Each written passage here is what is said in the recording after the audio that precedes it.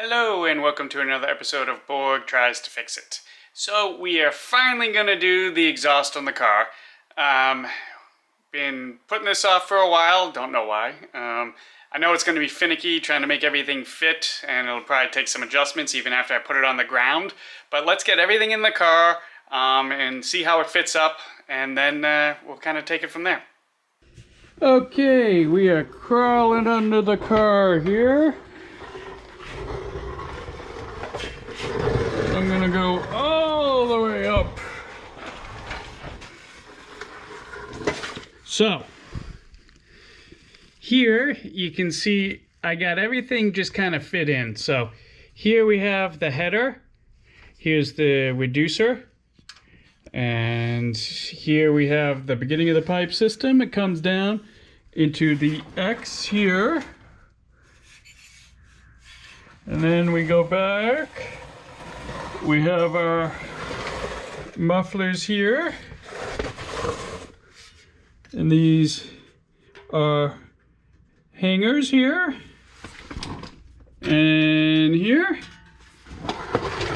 and then we go up over the axle here and then back to the tailpipe. Now, the biggest issue is going to be this right here. This is the QA1 aftermarket springs. This is obviously the exhaust.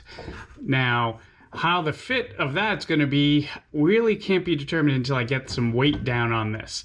So what we'll do is we'll leave this here not adjusted because this allows the movement of that tailpipe. So we'll leave the tailpipe kind of loose until we get the car down on its tires and gets the weight on the suspension, just so we can make sure that fits.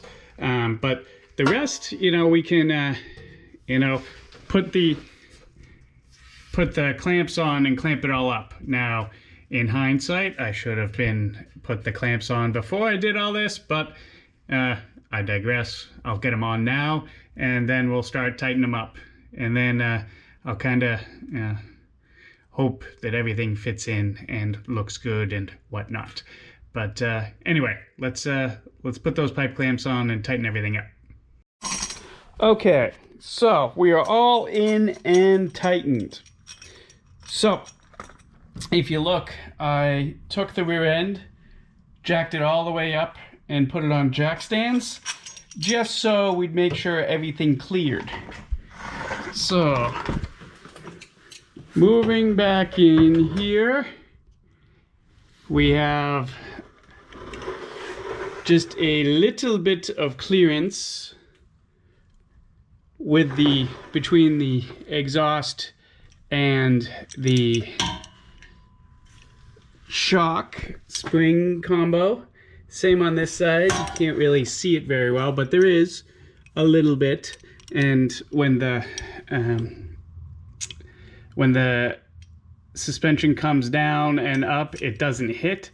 There might be a little bit of finagling we got to do, but overall it seems to be the fit.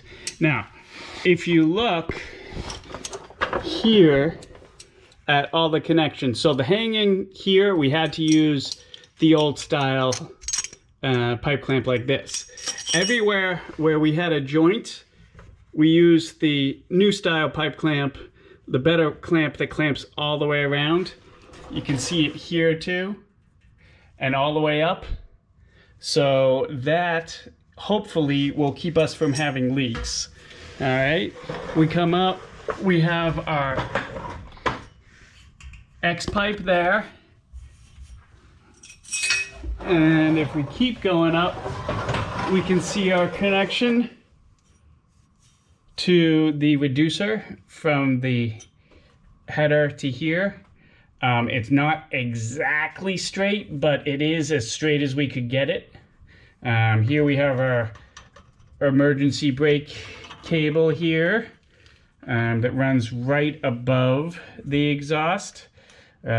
That's still not tightened, so that's not exactly where it's going to be, but there is enough clearance for it right there, as best we can.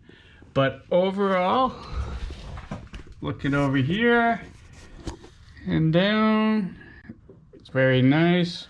We are super stable. This thing's not going anywhere. And right now, it's not hitting anywhere, but we won't really know until we're driving and everything, whether it's gonna rub or anything like that. So we'll just have to keep an eye on it. Maybe make some little tweaks here and there, but it is there. So finally, after all this time, I keep saying I'm gonna do it. I did it. We're in, we're good to go, and time to move on to the next project. Okay, so the exhaust is in. Time to move to some other stuff. I mean, at this point, if we want, you know, we can put some wheels on it, put it up on some ramps, and then measure out the length that's going to be for the drive shaft. We can also, you know, if we get the tires on, get it onto some ramps, tighten up some of that front suspension, and kind of get closer to driving it. So anyway, this was a good project. It wasn't really hard. It just kind of finicky. Just had to adjust a lot of things. But anyway, happy to have that done and behind us, and time to move on. All right, thanks for watching. Have a good one. Bye.